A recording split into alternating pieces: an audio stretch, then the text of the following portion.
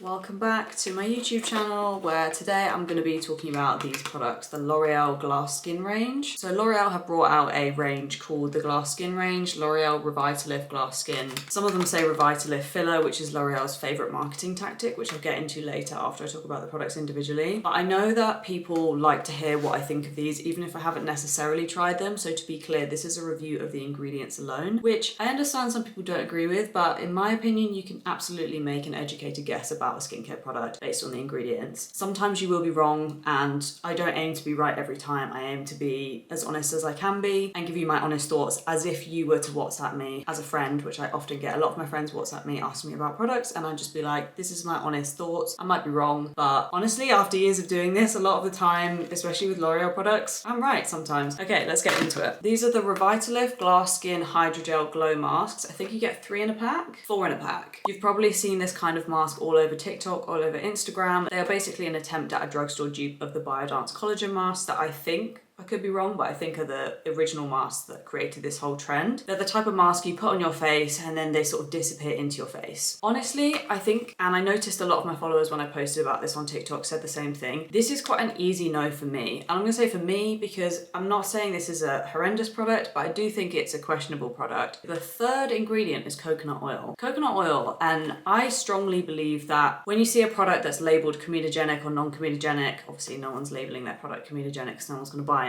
Comedogenicity and labeling a product non-comedogenic is completely meaningless. I won't go on a massive tangent because I have talked about this in other YouTube videos, but essentially calling a product non-comedogenic is completely pointless and incredibly misleading. People think that that means it won't clog pores, and it just isn't true because what clogs pores is different for everybody on the planet. So to label something non-comedogenic, the reason that brands do it is because they can with no consequences basically, and it will make people more likely to buy it. Anyway, so I don't like to single out ingredients because when you look at a product and say, it's got that ingredient in it, therefore it will clog my pores, it's very rare that that's actually going to be what happens on a consistent basis in a repeatable way. Like, you can't single out ingredients like that. However, there are some exceptions. I'm willing to say that there are exceptions. Coconut oil is one of them. Coconut oil is widely regarded as an acne trigger for even people who don't break out easily. So I would personally not put this on my face. If you want to put that on your face because you don't break out easily, then that's obviously up to you. But for me personally, this has coconut oil and shea butter and fragrance. The first 2 things break me out. The third thing just irritates my skin. I'm imagining they use coconut oil because it's quite a cheap ingredient. I don't know that for sure, I'm just guessing. But overall, I feel like what L'Oreal does, and again, I'll get into this later, but what L'Oreal does repeatedly is they just do as little as possible to be able to take part in the trend. So they knew that this type of mask was trending. They knew that people would want to buy it. So they think like, what can we make that's easy and quick to get out? And then they came up with this.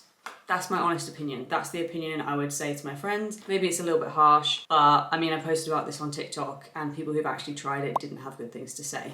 So you've got my opinion and also the people in the comments. That was a little bit harsher than I wanted to come across, but hopefully you can see there's objectivity in there with the ingredients. And as we talk about the other products, you'll see there's a theme. Let's actually talk about the cleanser next. This one is a really good example of what L'Oreal does when they create products. So this is the Revitalift Smoothing Cleanser with hyaluronic acid and salicylic acid. I think they have 2 other cleansers at least. They have an orange one, a vitamin C one, and a blue one, which is their like acne range. They're all the same, they just change a couple of the ingredients. And that is what L'Oreal does. They have the same formulas, and then when they see a trend coming, so they see like filler was a trend, which is why we have filler written on this bottle. They know that glass skin is a trend, which is why they have glass skin written on this. And they create a whole glass skin range because people are like, well, that's what's gonna get me glass skin. And it's actually just them doing their marketing quite well. I mean, quite well is subjective because it's kind of deception in a way, but essentially they have this cleanser base formula, and then for the smoothing one they just add salicylic acid. For the brightening one, or whatever the orange one is called, they just add vitamin C or a vitamin C derivative. For the blue one, I can't remember again what one that one's called, they just change the hero ingredients, so the base formula basically stays the same, and they do that across the range. So all this is a cleanser with salicylic acid, and on top of that it has fragrance. You could get any salicylic acid cleanser and probably get the same results, if not slightly better, especially if it's unfragranced.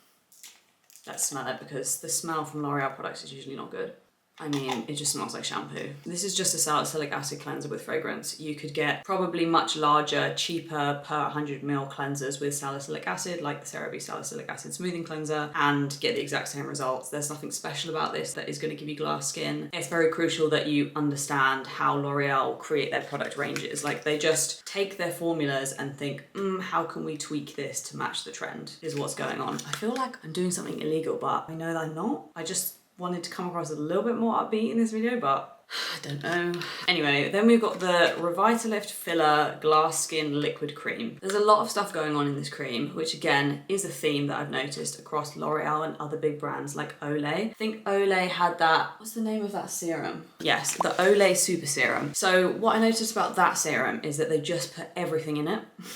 It's the same as this, like they just go, okay, let's put vitamin C, glycolic acid, salicylic acid, this, that, and that. They throw everything at the wall and then they call it the super serum because they just put everything in it. And it's the same as this. And I do get why some people would think, well, I don't want to use multiple serums, so let me just use that. The problem is you become unable to turn up the dial or turn the dial down when your skin's playing up, and everyone's skin plays up because the majority of us, not all of us, but the majority of us are women. Women's hormones always changing. The older you get, your hormones change, the younger you are, your hormones change. Even if you are born male, like your hormones as well, they're all over the place. So when your skin's playing up or when your barrier is slightly damaged, with a serum that has everything in it, you're now left with nothing because you can't use that when your barrier is damaged, if that makes sense. So I'm not really a fan of serums that have like 5-in-1. It's like you wouldn't use a 5-in-1 body wash, ass wash, face wash for those reasons. So it's kind of the same. It's not exactly the same, but it's kind of the same. This is them doing the same thing and calling it glass skin because by putting vitamin C derivatives in it, they can say that it brightens the skin. By putting some exfoliants in it, they can say that it evens skin tone. All of the ingredients they put in it off the marketing story. So they put all these things in it so that they can say what they want about it, and they can say all of these things equal glass skin, when in reality, it's highly unlikely that all of this is going to give you glass skin because it's a lot more complex than that, if that makes sense. This is giving people what they want to hear rather than what's actually going to give them results, in my opinion. The other thing I'll say about this is that it has mica in it, which is a very common ingredient in makeup. For example, the Charlotte Tilbury Hollywood Flawless Filter, it has that like pearlescent tone, or maybe like the Say like base highlighter thing where it goes underneath your foundation and it gives you that like pearly glow from underneath. That will definitely be mica. I know it is in the Charlotte Tilbury, I'm not sure about the Say, but mica is in so many makeup products that have that like glow finish to them, and it is in this as well. So what I'm thinking they want people to do with this is use it under their makeup and probably not realise that they're applying mica and think that their skin is glowing, that it's working, because glass skin equals glowy skin. And so I think this might be interesting to use under makeup. I can't use this because it's fragrance and I just know for sure it will upset my skin, but I think that's what they want from this. People to use it under their makeup, maybe to give them more of a temporary glow, and that's how they're contributing to this glass skin theme. But I don't think this is capable of giving you glass skin unless you basically have glass skin already. That makes sense. Like, if all it takes is a bit of a sheen for your skin to look like glass, then maybe this will work for you. It's gonna work for some people. Sorry, there's construction work going on outside, but I thought they were done.